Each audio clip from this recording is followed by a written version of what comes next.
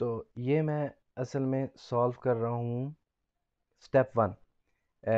ये सॉल्यूशन है हमारे पास एग्जाम्पल 24.6 का। इसमें हम करेंगे क्या, by using second derivative F of x मेरे पास आ रहा है x3 माइनस 27 x प्लस 4। तो पहले स्टेप के अंदर हम क्या करेंगे, स्टेप 1 के अंदर हम करेंगे ये कि f prime of x find out करेंगे which is equal to 3x square minus 27 और उसे पुट कर देंगे एफ पुट एक्स, आपके पास एफ प्राइम ऑफ एक्स को इक्वल टू 0 पुट कर देंगे। ठीक है, तो होगा क्या कि 3x square minus 27 is equal to 0। तो x square is equal to 27 over 3, यानी कि x square is equal to 9 implies that x is equal to plus minus 3। ठीक हो गया। अब प्लस माइनस 3 आ गया हमारे पास, तो हमारे पास ये जो वैल्यूज आई हैं ये हमारे पास क्या है, स्टेशनरी वैल्यूज। कौन सी हैं, -3 एंड +3। अब देखें इंटरवल भी तो गिवन है ना, इंटरवल यहाँ पे देखें क्वेश्चन के अंदर गिवन है, क्वेश्चन के अंदर गिवन है 4 एंड -4। 4 एंड -4 ये जो आपके पास नजर आ रहा है ना, 4 एंड -4 एक्चुअली ये हमारे पास एंड पॉइंट्स हैं 4 एंड -4, और एंड पॉइंट्स के करस्पॉन्डिंग जो फंक्शन है वो एग्जिस्ट नहीं करता, कॉर्नर पॉइंट्स। तो कॉर्नर पॉइंट्स याद रखिएगा, हमेशा आपने सिंगुलर वैल्यूज उसको लेना है। ठीक है, तो इसका मतलब क्या हो गया, इसका मतलब हो गया कि सिंगुलर वैल्यूज मेरे पास, अगर देखें अगर वो हमारे पास इंटरवल ना गिवन होता, हमें जस्ट फंक्शन गिवन होता और ये इंटरवल ना गिवन होता, तो हम -4 एंड 4 को कंसीडर ही ना करते। अब हमें -4 एंड -4 को भी कंसीडर करना है क्योंकि ये हमारे पास सिंगुलर वैल्यूज हैं। ठीक है, तो सिंगुलर वैल्यूज हमारे पास क्या आ गई, 4 एंड -4। तो ओवरऑल क्रिटिकल वैल्यूज हमारे पास क्या बन गई, हमारे पास आ गई -3 +3 4 -4। ठीक है, ये स्टेप 1 हमारा कंप्लीट हो गया। नेक्स्ट स्टेप हमने जो करना है वो ये करना है कि हमने फंक्शन का सेकंड डेरिवेटिव फाइंड आउट करना है। तो पहला डेरिवेटिव अगर 3x स्क्वायर है तो दूसरा डेरिवेटिव 6x होगा। मैं डेरिवेटिव कंसीडर कर रहा हूँ, यानी स्टेप टू के अंदर F double prime of x find out करूंगा विच इज इक्वल टू 6x। अब 6x में बारी बारी हम चेक करेंगे, मतलब for x is equal to 3, तो एफ डबल प्राइम एट 3 मेरे पास क्या आएगा, 6 into 3 which is equal to 18 and that is greater than 0। अगर ग्रेटर देन 0 है which implies that at x is equal to 3 we have minimum value. ठीक है, and that value is f of 3। तो F of 3 की value यहां पे क्या बनेगी, अगर आप यहां पे देखें तो एफ ऑफ 3 मैंने अलहदा से फाइंड आउट किया हुआ है, एफ ऑफ 3 -50। एफ ऑफ 3 की वैल्यू हमारे पास क्या बन रही है, -50। ये मैंने फाइंड आउट किया था किसके लिए, x इज इक्वल टू 3 के लिए। ठीक है, तो आपने हर एक वैल्यू के करस्पॉन्डिंग वैल्यू फाइंड आउट करनी है। मसलन ये 3 के लिए थे, now for x is equal to -3, तो जब f डबल प्राइम ऑफ -3 में पुट करूंगा तो वो 6 into -3 which is equal to -18। इसका क्या मतलब हुआ, at x is equal to -3 we have maximum value, and that value, और वो वैल्यू क्या है, f ऑफ -3। तो f ऑफ -3 की वैल्यू भी हमने अपने हैंडआउट्स में फाइंड आउट की हुई है which is equal to 58, which is equal to 58। ठीक है, तो हमारे पास, सॉरी, f ऑफ -3 58। ठीक हो गया, तो अब हम बात करते हैं 4 एंड -4 पे। तो इसी तरीके से अगर मैं फॉर बात करता हूँ x इज इक्वल टू 4, तो f डबल प्राइम एट 4 क्या आएगा हमारे पास? हमारे पास क्या था? 6x था ना, तो 6 into 4 is equal to 24 which is greater than 0, implies that at x is equal to 4 we have minimum value.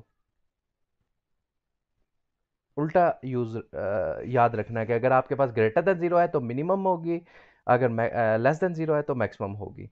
And that value is f of 4।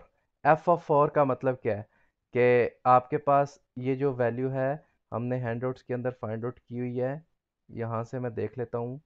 F of 4 की वैल्यू मेरे पास आ रही है -40। एफ ऑफ 4 की value हमारे पास आ रही है -40। Okay, तो last एक चीज़ रह जाती है which is equal to for x is equal to -4, तो f डबल प्राइम ऑफ -4 क्या आएगा? 6 into -4 which is equal to 624 -24 which is less than 0, which implies that at x is equal to -4 we have maximum value, and that value is, value कैसे find करनी है? Function में put करके, f of -4, तो -4 के corresponding value आ रही है 48। ठीक है, तो इसका मतलब है हमें अब क्या मिला? हमें चार वैल्यूज मिल गई। ठीक है जी, मैं उन्हें हाईलाइट कर रहा हूं। एक,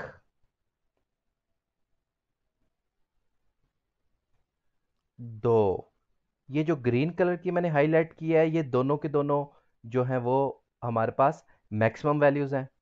ठीक है, अब मिनिमम वैल्यूज को मैं हाईलाइट करूंगा, तो मिनिमम वैल्यूज को मैं हाईलाइट किया तो ये एक और दूसरा ये, यानी ये जो जो हमारे पास ब्लू कलर की जो हमने हाईलाइट किया है ये मिनिमम वैल्यूज़ हैं और ग्रीन कलर की मैक्सिमम वैल्यूज़ हैं। अब हमारा टारगेट ये है कि हमने ये बताना है कि एब्सोल्यूट मैक्सिमम क्या है। तो एब्सोल्यूट मैक्सिमम देख लें कि ग्रीन दो आपने जो हाईलाइट किए हैं इनमें से ज़्यादा मैक्सिमम कौन सा है, यानी 58 मैक्सिमम है या 48। तो इसका मतलब है कि आपके पास 58 मैक्सिमम है, तो एफ एब्सोल्यूट मैक्सिमम क्या होगा? एब्सोल्यूट मैक्सिमम हमारे पास क्या आ गया? Maximum value is 58। ठीक है, और एब्सोल्यूट मिनिमम वैल्यू आपने फाइंड करनी है। मिनिमम वैल्यू देख लें कि जो आपके पास ब्लू कलर में मिनिमम कौन है, -50 मिनिमम है या -40? ऑब्वियसली -50। ठीक है, तो आपके पास मिनिमम वैल्यू इज -50। तो ये आपके पास मिनिमम वैल्यू आ गई और ये आपके पास मैक्स। अब बाकी देखें, ये सारे -50 absolute minimum, relative minimum, 58 relative maximum, -40 relative या लोकल मिनिमम, और -40 लोकल मिनिमम, +48 लोकल मैक्सिमम। लेकिन मैक्सिमम में से सबसे मैक्सिमम कौन है? 58, तो ये एब्सोल्यूट मैक्सिमम। मिनिमम में से सबसे मिनिमम कौन है? -50, तो ये एब्सोल्यूट मिनिमम। तो उम्मीद करते हैं कि ये जो चीज़ें आपको समझ आ गई होंगी। इसी से रिलेटेड आपके पास जो असाइनमेंट है, अगर असाइनमेंट को आप गौर से देखें तो असाइनमेंट के आखिरी जो दो क्वेश्चन हैं वो आपके इसी से रिलेटेड हैं। Find the maximum value of a function. ये फंक्शन आपके पास गिवन है, इस फंक्शन में ये इंटरवल है -4 to 3। करना आपने ये है कि इस फंक्शन का आपने फर्स्ट डेरिवेटिव फाइंड करना है, उसको इक्वल टू 0 पुट करना है, दो वैल्यूज़ आएंगी और दो वैल्यूज़ -4 और 3 हैं। चार वैल्यूज़ आ गई, चार वैल्यूज़ को आपने बारी बारी सेकंड डेरिवेटिव में पुट करना है और ये चेक करना है कि ये फंक्शन क्या है, इंक्रीजिंग है या डिक्रीजिंग। इसी तरीके से आपके पास क्वेश्चन नंबर 5 है। क्वेश्चन नंबर 5 में आपने क्या करना है बहुत आसान सा काम है कि आपने absolute maximum and absolute minimum find करने हैं। अब इसका डेरिवेटिव आप लेंगे तो आंसर आपके पास आ जाएगा सिंपल वन। तो वन तो कभी जीरो नहीं होता, तो इसका मतलब स्टेशनरी वैल्यू आपके पास आएगी नहीं। सिर्फ और सिर्फ दो वैल्यूज आपके पास सिंगुलर आएंगी, -2 एंड 2। तो -2 पे चेक करना है और 2 पे चेक करना है सेकंड डेरिवेटिव की वैल्यू को। तो आप देखेंगे कि सेकंड डेरिवेटिव का आंसर अगर लेस देन जीरो है तो मैक्सिमम होगा, ग्रेटर देन जीरो है तो मिनिमम होगा। अगर सेकंड डेरिवेटिव जीरो आ जाता है तो आप ये कहेंगे कि मिनिमम और मैक्सिमम एग्जिस्ट ही नहीं करता और ये पॉइंट ऑफ इन्फ्लेक्शन है। तो इस तरीके से आप ये असाइनमेंट सॉल्व करेंगे और मुझे जो है ना वो सबमिट कराएंगे। तो बाकी आप जो है इस असाइनमेंट को सॉल्व करें। इंशाल्लाह हम अगले वीक में नेक्स्ट टॉपिक से लेके आएंगे, तो उस पे हम फिर डिस्कशन करेंगे कि हमने क्या पढ़ना है। Thank you very much.